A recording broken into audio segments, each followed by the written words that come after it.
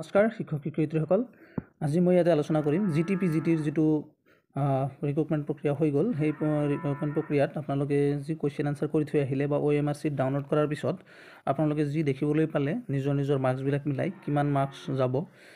PGT আৰু জিটিত হিন্দী টিচাৰসকলৰ বাবে মই এই প্ৰচেছটো চলাইছোঁ, গতিকে আপোনালোকে চাব কি পৰিস্থিতিত বা কিমান কাট অফ যোৱাৰ সম্ভাৱনা আছে। আপোনালোকে চাব cut off marks of Assam TET GT PGT Hindi, আপোনালোকে যিটো কাট অফ যোৱাৰ সম্ভাৱনা আছে সেই পৰিপ্ৰেক্ষিতত এই ভিডিঅ'খন বনোৱা হৈছে। আপোনালোকে চাব। ইমান ভিডিঅ'বিলাক আপোনালোকে চালে যিহেতুকে সেই ইউটিউবাৰবিলাক বা সেই ব্লগ যিবিলাক বনাইছিল সেই মানুহবিলাক হিন্দীৰ কিমান কেণ্ডিডেট আছে বা কিমান হিন্দীৰ বিষয়ে বা হিন্দীৰ ষ্টুডেণ্টৰ বিষয়ে বা প্ৰবীণ কৰা ছাত্ৰ ছাত্ৰীৰ বিষয়ে কিমান নলেজ আছে সিহঁতে ভালকৈ নাজানে, কাৰণ সিহঁতে বেলেগ ছাবজেক্টত মানে পাৰদৰ্শী বা সিহঁতে জানে, কিন্তু হিন্দীৰ আমি যিসকল কেণ্ডিডেট আছে নেকি মেজৰৰ বা যিসকল আছে প্ৰবীণৰ, সেইসকল বিদ্যাৰ্থীয়েহে জানে যে আমাৰ কিমান কেণ্ডিডেট বা প্ৰাৰ্থী আছে। গতিকে ফেব্ৰুৱাৰীৰ শেষত নাইবা মাৰ্চ মাহৰ প্ৰথমতে এৰিয়াৰ আৰু টেটৰ যি ফলাফল সেই ঘোষণা কৰিব। মুখ্যমন্ত্ৰী অলৰেডি আপোনালোকক কৈছে বা অলপ আগতে কৈছে, মুখ্যমন্ত্ৰীয়ে আপোনালোকক জনাইছে বা সকলোকে জনাইছে আমাৰ অসমৰ যিসকল এই এডিআৰি বা টেটৰ এপিয়াৰ হৈছিলে সেইসকল লৈ ভাল এটা খবৰ মুখ্যমন্ত্ৰীয়ে অলৰেডি প্ৰভাইড কৰিছে। অহা 2 মাহৰ ভিতৰতে নিযুক্তি প্ৰক্ৰিয়া সম্পূৰ্ণ হ'ব বুলি কৈছে। ধৰি লওক আপোনালোকে যিটো বছৰ পূৰ্তি হ'ব আমাৰ মে' মাহত, সেই সময়তে এপইণ্টমেণ্টবিলাক দিয়াৰ পূৰ্ণ সম্ভাৱনা আছে। গতিকে আপোনালোকে চাই আছে। মই ইয়াতে আলোচনা কৰিবলৈ ওলাইছোঁ জিটি আৰু পিজিটিৰ যিটো হিন্দী ছাবজেক্ট, সেই হিন্দী ছাবজেক্টৰ কিমান প্ৰাৰ্থী থাকিব পাৰে আৰু সম্ভাৱনা যিটো কাট অফ বা নম্বৰ কিমান পালে আপুনি ছেফ জোনত থাকিব, সেই বিষয়ে মই ইয়াত আলোচনা কৰিম। আহক আমি আলোচনা কৰোঁ।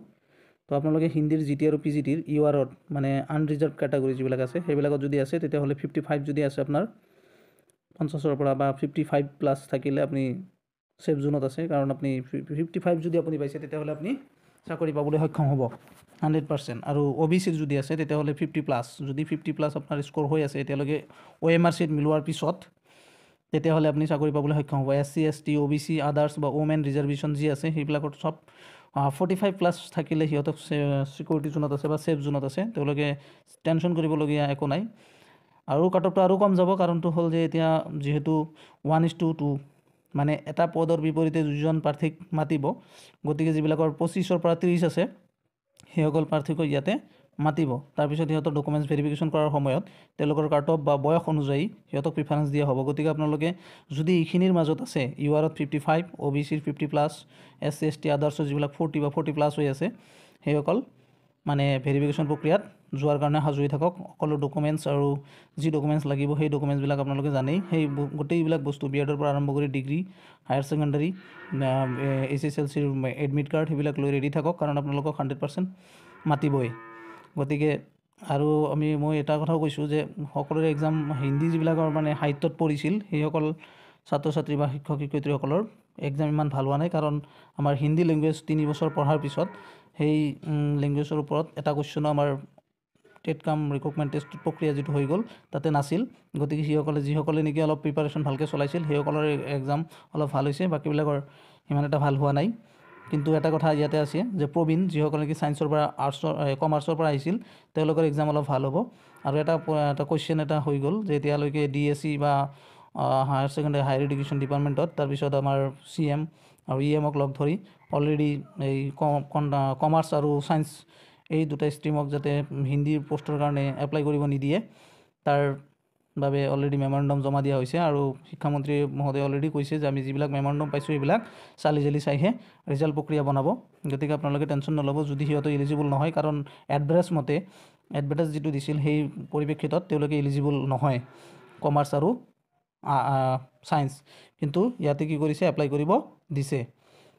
কৰিছে সিহঁতে, কিন্তু সেই পৰিপ্ৰেক্ষিতত সিহঁতৰ এক্সাম প্ৰক্ৰিয়াটো কি প্ৰক্ৰিয়াৰে হ'ব এতিয়ালৈকে ধৰিব পৰা নাই, কাৰণ এতিয়া সিহঁতে মানে উচ্চপদস্থ বিষয়াসকলে যি বিবেচনা কৰিব সেই পৰিপ্ৰেক্ষিতত হ'ব। কাৰণ অকল আৰ্টছৰ কথাই তাতে উল্লেখ কৰা আছে, আপোনালোকে এডভাৰ্টাইজমেণ্টৰ পইণ্টবিলাক ভালকৈ চাব, তাতে কোনো ধৰণৰ কমাৰ্চ বা ছায়েন্সক এলিজিবল কৰা নাই, কিন্তু সেই পৰিপ্ৰেক্ষিতত সিহঁতে এপ্লাই কৰিছে। দেখা যাওক কি হয়। আৰু আপোনালোকে জানে মেজৰৰ প্লাছ 1000+ ষ্টুডেণ্ট আমাৰ গোটেই অসমত আছে, কাৰণ গুৱাহাটী ইউনিভাৰ্চিটি হওক, তেজপুৰ ইউনিভাৰ্চিটি হওক, কটন ইউনিভাৰ্চিটি হওক বা আদাৰ্ছ আউটছাইড অসমৰ বাহিৰৰ যিবিলাক ইউনিভাৰ্চিটি আছে বহুতে তাৰে পৰা বা বৰ্ধমান ইউনিভাৰ্চিটিয়ে হওক, তাৰপিছত আমাৰ কলকাতা ইউনিভাৰ্চিটিয়ে হওক, দিল্লী ইউনিভাৰ্চিটিয়ে হওক, বহুতেই আমাৰ হিন্দীৰ কাৰণে পঢ়িব যায়, মাষ্টাৰ ডিগ্ৰী বা BA বা ইণ্টিগ্ৰেটেড কোৰ্চ পঢ়ি আহে, বা আগ্ৰাৰ পৰা মানুহে B.Ed কোৰ্চটো কৰে, তাতে পঢ়িলে সহজতে B.Edটো কৰিব পাৰি, কাৰণ বহুতৰ আৰ্থিক প্ৰব্লেম থাকে, তাতে গ'লে 5,000 টকা মান্থলি দিয়ে। সেই পৰিপ্ৰেক্ষিতত বহুত ঠাইৰ পৰা B.Ed বা BA ইণ্টিগ্ৰেটেড BA কৰিছে, হিন্দীত পাৰাংগত বুলি কয়। সেই কোৰ্চটো কৰাৰ ফলত আমাৰ গোটেই মেজৰ যিটো ষ্টুডেণ্ট, সেই মেজৰৰ ষ্টুডেণ্ট যিসকলে চাকৰি পাইছিল আগতে, আৰু এটা কথা কৈ দিওঁ যে আগতে যিবিলাক চাকৰি পাইছিল সেইবিলাকে 2টা ছাবজেক্ট, মানে জেনেৰেল পেপাৰ আৰু নিজৰ ছাবজেক্ট, তাতে কি পাব লাগিছিল 60% পাব লাগিছিল জেনেৰেলৰ কাৰণে, আৰু SC/STৰ কাৰণে 55% পাব লাগিছিল। কিন্তু এটাত ফেইল কৰিলে, এটাত পাছ কৰিলে, এটাত বেছি পালেও কাম নহ'ব, তাতে ফেইল কৰাই দিয়া হৈছিল, কাৰণ 2টা পেপাৰ 2টাতে পাছ কৰিব লাগিব, মানে 55-55, 60-60 এনেকৈ পাব লাগিব, আদাৰৱাইজ সিহঁতে ফেইল। সেই ফেইল কৰা ছাত্ৰ ছাত্ৰী কিছুমান ৰৈ গৈছিল, সিহঁতে এইবাৰ টেট কাম ৰিক্ৰুটমেণ্ট প্ৰক্ৰিয়াত অংশগ্ৰহণ কৰিছে, আৰু যিসকলে চাকৰি পাইছিল সিহঁতে চাকৰি পাইছিলে, তাৰে মাজত 200-300মান ৰৈ গৈছিল। এতিয়া আৰু 2-3 বছৰ হৈ গ'ল, মানে 19ত টেট পৰীক্ষা হৈছিল, তাৰপিছত হোৱা নাছিল, গতিকে সেই পৰিপ্ৰেক্ষিতত বহুত ষ্টুডেণ্ট তাতে ৰৈ গৈছিল। আৰু এতিয়াৰ পৰা এই 19ৰ পৰা যিটো টেট পৰীক্ষা 23ত এটা 21ত এটা হৈ গ'ল, তাতে কিছুমানে পালে, আৰু যিসকল পোষ্ট ৰৈ গ'ল, যিবিলাক পোষ্ট ৰৈ গ'ল সেইবিলাকত এই আৰু নতুন প্ৰজন্ম আহি গ'ল। সেইকাৰণে মেজৰত ষ্টুডেণ্ট কম বুলি নাভাবিব, প্লাছ 1000+ ষ্টুডেণ্ট আছে। আৰু প্ৰবীণৰ গোটেই অসমতে প্ৰবীণৰ বহুত চেণ্টাৰ আছে, আৰু এই চেণ্টাৰত আপোনালোকে এক্সাম দিলে ভাল এটা মাৰ্ক কেৰি কৰিব পাৰে, আপোনালোকে জানে যিসকলে প্ৰবীণ কৰিছে। গতিকে 800+ ধৰি লওক, তেতিয়াহ'লে আমাৰ নিয়াৰ এবাউট মানে ধৰি লওক যে 2000 মানে কেণ্ডিডেট হ'ব। আমি এতিয়ালৈকে প্ৰিডিকশ্যন কৰা যিটো মানে এনালাইচিছ কৰা হৈছে, এই এনালাইচিছ মতে 1800 ষ্টুডেণ্ট ধৰি লোৱা হৈছে। 1800 ষ্টুডেণ্ট থাকিলে এইখিনি মানে কাট অফ যাব, কাৰণ 1:2, মানে এটা পোষ্টৰ বিপৰীতে 2জনক মাতিব, গতিকে 1800 হ'লে 1800 যদি ষ্টুডেণ্ট হয়, তা আমাৰ পোষ্ট আছে 642টা পোষ্টত 1284। তো এটা পোষ্টৰ বিপৰীতে 2জনক মাতিব, গতিকে বেছিভাগৰে মাতিব, কিন্তু সিহঁতৰ চাকৰিটো নহয়গৈ। যিসকলৰ মাৰ্কছ এইবিলাকৰ ভিতৰত আছে, UR 55, OBC 50+, এইবিলাক মানে 100% চিকিউৰ জোনত আছে, ইহঁতৰ চাকৰি হ'বলৈ বাকী নাই, সিহঁতৰ হৈ যাব যদি ডকুমেণ্টছ ঠিক ঠাকে থাকে। আৰু ইয়াতে আপোনালোকে এটা বস্তু চাই ল'ব, ইয়াতে মই ভালদৰে দেখুৱাই দিছোঁ প্ৰবীণৰ যিটো ক্ষেত্ৰত, এইটো হিন্দী গ্ৰেজুৱেট টিচাৰৰ কাৰণে লিখা আছিল, Praveen Ratna in Hindi with 50% marks and degree qualification with 50% marks or post graduate degree in arts, মানে ডিগ্ৰী আৰু পষ্ট গ্ৰেজুৱেট ডিগ্ৰী যিটো আছিল সেইটো আৰ্টছত হ'ব লাগিব, তাতে 50% মাৰ্কছ থাকিব লাগিব ফ্ৰম এনি ৰিকগনাইজড ইউনিভাৰ্চিটিটো ৰিকগনাইজ হ'ব লাগিব, আৰু তাৰ পৰা 50% থাকিব লাগিব, আৰ্টছত হ'ব লাগিব। ইয়াতে কৈছে অলৰেডি, চাওক, degree qualification with 50% marks or post graduate degree in arts হ'ব লাগিব, তেতিয়াহ'লে এলিজিবল হ'ব। এইখিনি আপোনালোকে পঢ়ি চাব, তেতিয়া বস্তুখিনি বুজি পাব।